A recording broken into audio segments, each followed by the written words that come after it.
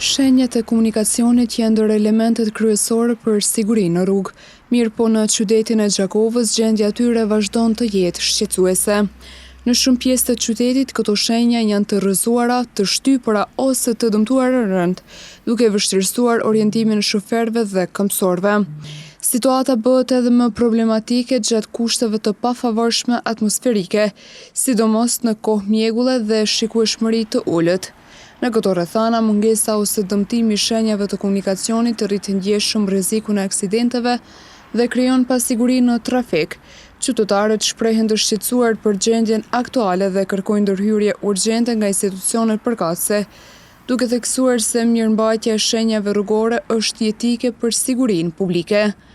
Pavarësisht vështirësive në komunikacion, deri më tani nuk ka një reagim konkret nga autoritetet për riparimin apo zëvendësimin e shenjave të dëmtuara.